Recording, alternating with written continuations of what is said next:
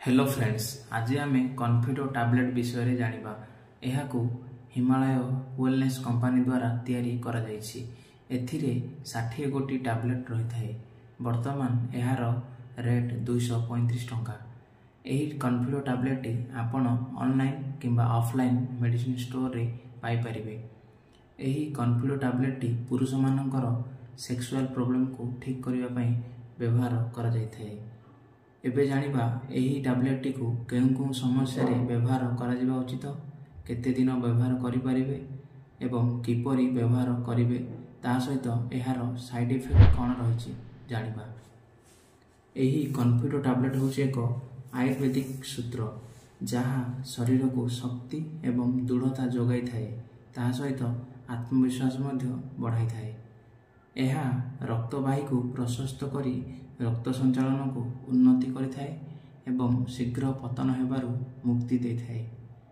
एही कॉन्फिडो टैबलेट आत्मविश्वास वृद्धि करी चिंता को ह्रास करदिए एवं कार्य दक्षता को उन्नत करिबारे साहाय्य करिथाए, ता सहित सेक्सुअल स्थिति रे उन्नत आणे।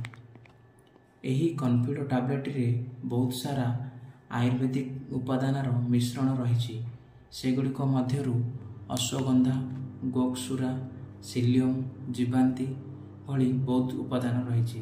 एथिरे थिबा मुख्य उपादान गुड़िक जहाँ पुरुष मानक सेक्सुअल समस्या रे उन्नति आनी थाए, जहाँ फल रे थकापन दूर हुए, कमजोर लगी न थाए एवं शक्तिर स्तर को बढ़ाई थाए।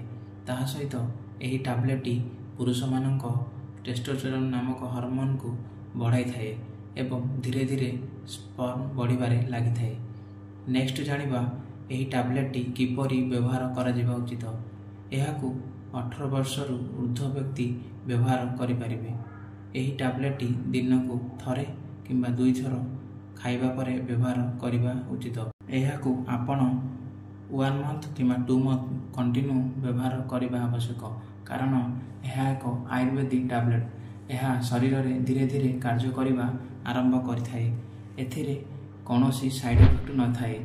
साधारणतः यह व्यवहार करिया परे किछि किछि लोकन को पेट गोलमाल होता है, बांति भली लगी थाए। जदि आपण को कौनसी रोग होता है जेपरिक heart disease, kidney problem, liver problem, तेबे एही टैबलेट व्यवहार करने पूर्व डाक्तरों परामर्श नहीं व्यवहार करंतु। एही टैबलेट भल रिजल्ट्स पाइबाकू हेले भल खाद्य खातु, एक्सरसाइज करंतु, डाइट को मेंटेन करंतु। धन्यवाद।